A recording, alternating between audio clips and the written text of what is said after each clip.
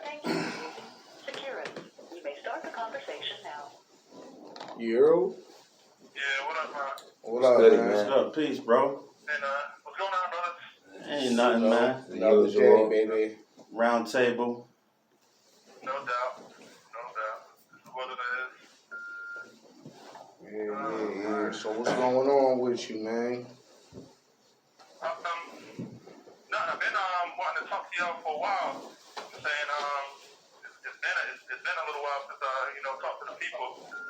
I was doing some thinking, and that led to some writing. I ended up writing an essay about why I decided to take the vaccine, and having some conversations with my family. Some of the brothers in here, and seeing a lot of the reports on the news about people having concerns about the vaccine. I was like, I'm a brother locked up in a institution of oppression. So that puts me in a position where it's like skepticism and trust as far as the government or whoever is. It's a real thing I deal with every day.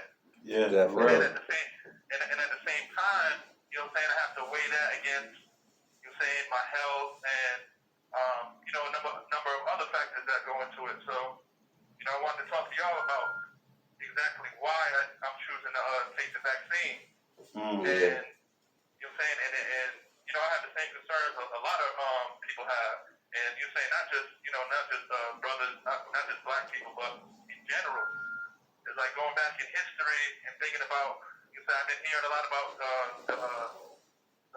Tuskegee. I don't even know what to call it because it wasn't. I guess you could say it was an experiment. So thinking about that, and then there are other things that are in the past that have to do with the medical people as far as involuntary sterilizations of poor women in the South years ago, and forced lobotomies of people with mental health issues years ago, and that wasn't just restricted to black people. There's all kinds of people that have legitimate claims of mistreatment. At the hands of the government and medical institutions as well. Yeah. But then on the other side of that, there's also like just the straight concern of how fast the vaccine came about. And I thought about that as well. And I just forced me to really think. And I remember like years ago, there was a SARS outbreak in Asia. And I remember at the time that if you weren't really watching the news on a regular basis, you didn't hear a lot about it. And I kind of was thinking about, like, yo, what happens if that disease ends up, crossing, international borders and comes here? And how would it be treated if the same outbreak that was taking place in Asia was happening here? And the lack of coverage, what was that? What does that say? When there's a lack of coverage of a really serious health, situation in another country, and then you have to think about, what country and why and all that. So, that made me think, about the fact that if there's a serious outbreak in another country, best believe that there are health institutions and especially pharmaceutical companies who are already going to start working on vaccines. Of course. So when the vaccine came out for COVID, I automatically thought back to then. It's like they've been working on a vaccine for a disease that's closely related to COVID. So the speed of the vaccine didn't surprise me. It was already working on it. And then you have to add in another factor, is the fact that because this is a global pandemic, because so many people are at risk, now they have so many more people working on the vaccine, as opposed to, you might have, one group of scientists working on one vaccine, and then everybody else working on all these other things. With COVID, I'm sure a lot of the best minds were all focused on the same thing. Oh yeah, it was that. priority, but Definitely. they saying that Johnson & Johnson shot is only 68% effective. So and like, that's another thing about the percentages. So thinking about what do those numbers really represent, and what's really being said.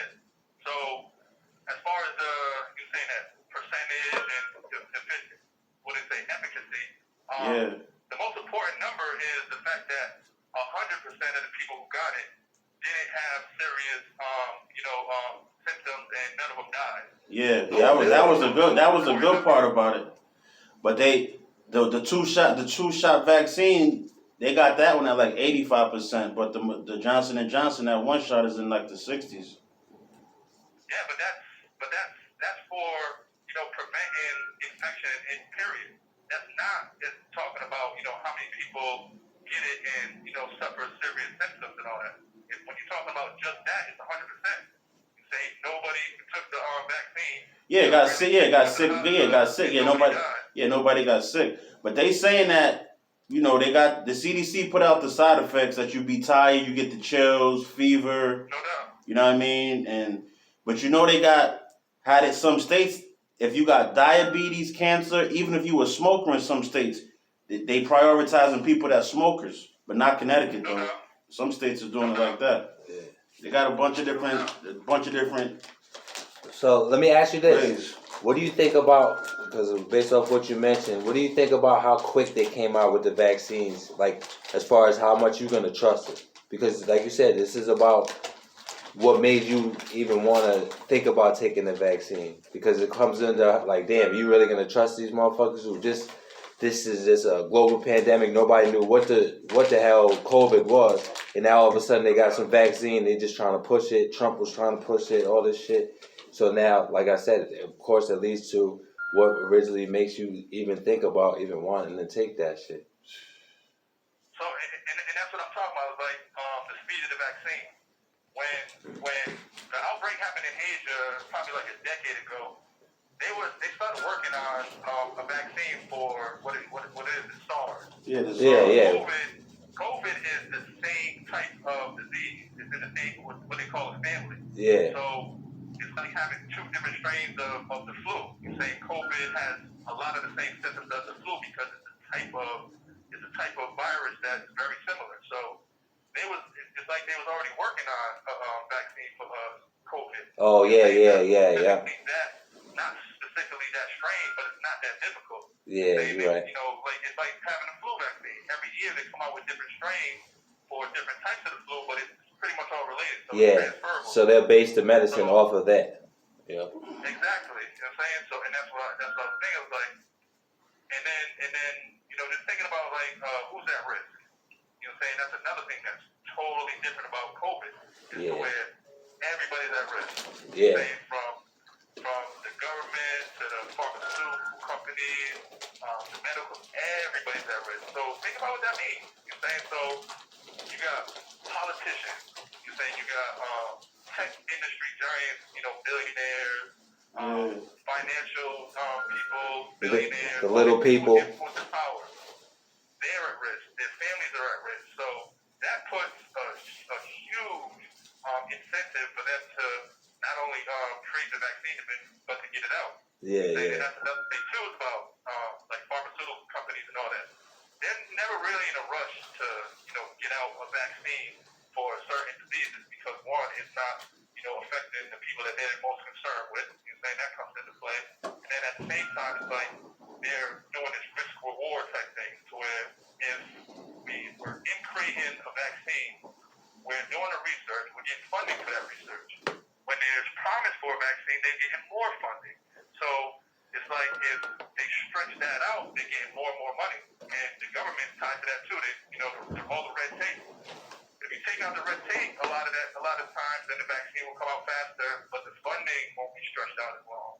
So best believe there's a lot of games being played as far as vaccines normally. Of course. That's what's the normal situation. And who it's getting distributed to as well.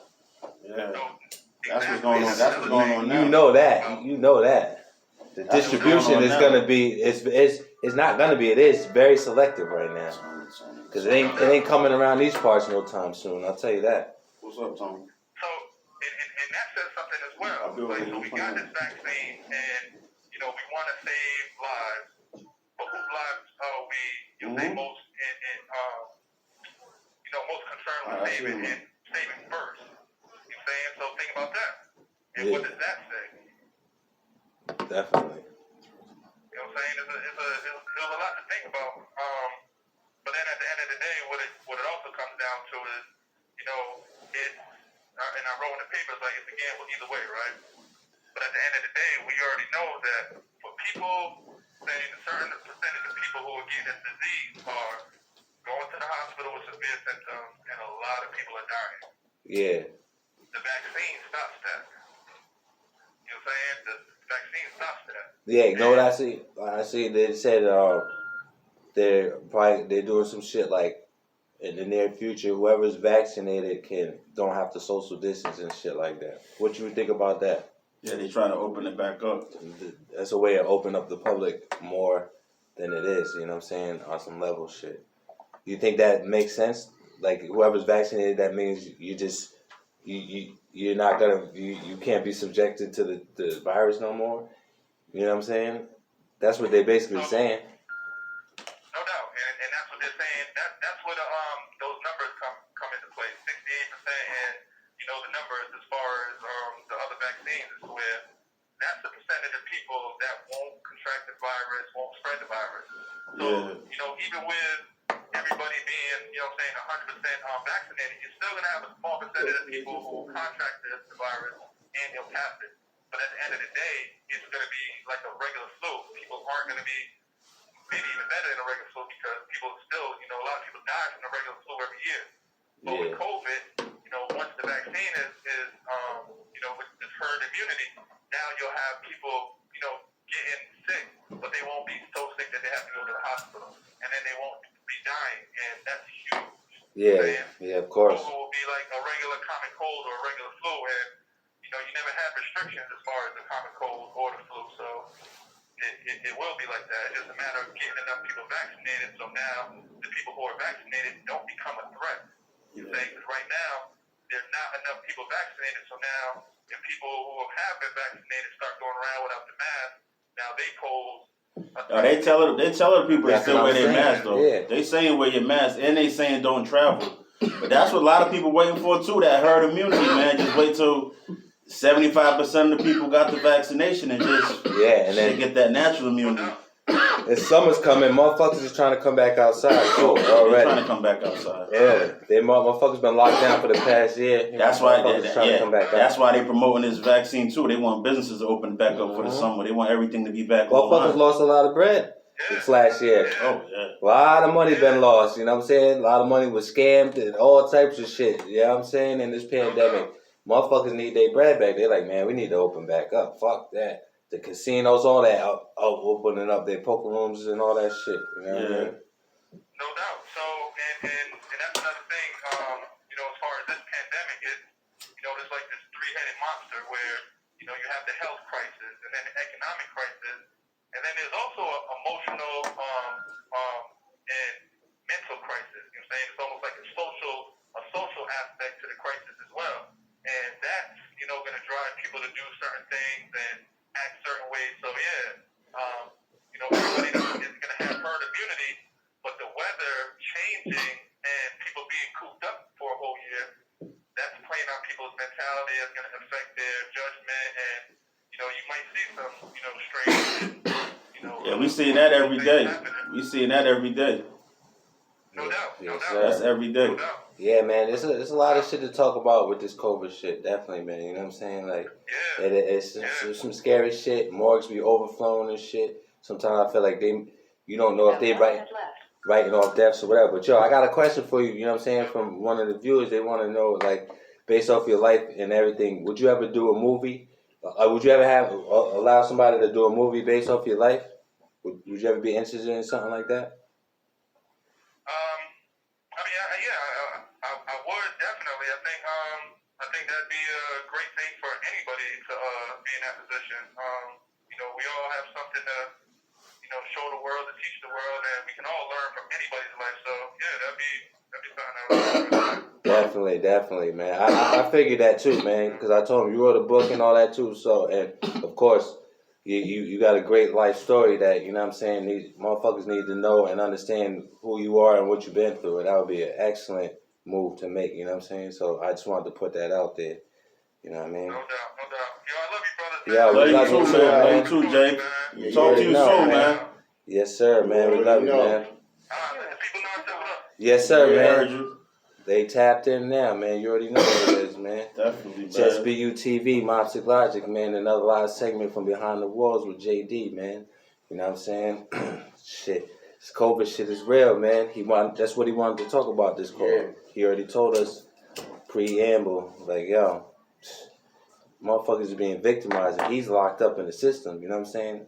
So, motherfuckers, like he's talking about lobotomies and all this other shit, you know what I mean? He's like, and when you're incarcerated, you gotta move how they tell you to move. Oh, yeah. Like, It's oh, a yo, difference because you line back, up, yeah, line you up. back there. You know what I'm saying? It'll make you think about taking it when you Yeah. see people that's really getting sick right next to you. Exactly. Families, you're hearing them stories. We out here, we got a chance of social distance, so Yeah, you know what I mean. We got a way better that. chance. Yeah, for You sure. know what I'm saying? They locked in, they gotta do what they gotta do in there. And if they get an order to do some shit, you know what I'm saying? Without, you gotta do this or get penalized, they gotta line up. They can refuse the shot though. They can refuse the shot. But like I said, it was interesting that But he it's was just- like, I'm gonna give you the reason why he would take it. Yeah. Because I was very interested because I'm like, shit, everything I see, I'm like, damn, I'm staying away from that shit. It's not for us. That's how I feel. I feel like the vaccine ain't for me. But when you listen to, you know, what he's talking about, and like, damn, all right, well, you know what I mean? Then you start doing the numbers. All right, a lot of people done took it, even though we ain't see it around here. And ain't nobody dying from this shit. You know what I mean? But is anybody staying safe from it? You know what I mean? Who knows? That's all you can do, man. Stay safe. That's it. Stay safe out there, man. But Word up, man. That's it. it's a COVID special. This was the COVID special. Yeah. Get the message out. Straight from the general, man. You know what I'm saying? COVID Straight from awareness. it's worse behind the walls. Believe you me. If you ever been there, you should know. If not, you'll know. Every time we talk to him, he gonna let you know. You know what I'm saying? It's all real shit. You know what I mean? But yo, on some G shit, this is episode 11 right here. You know what I'm saying? We going hard. Summertime ain't even hit yet. But when it do, we got something more major in store. Trust and believe that, yo. You gotta hit that subscribe button. I appreciate you looking. I see all the views. Hit the subscribe button. We got like 37 subscribers. With all the views I got, I should at least have 100 subscribers by now. You know what I'm saying? Hit that subscribe button. If you ain't got the account, set it up. It take 2 little minutes to set up a little YouTube account.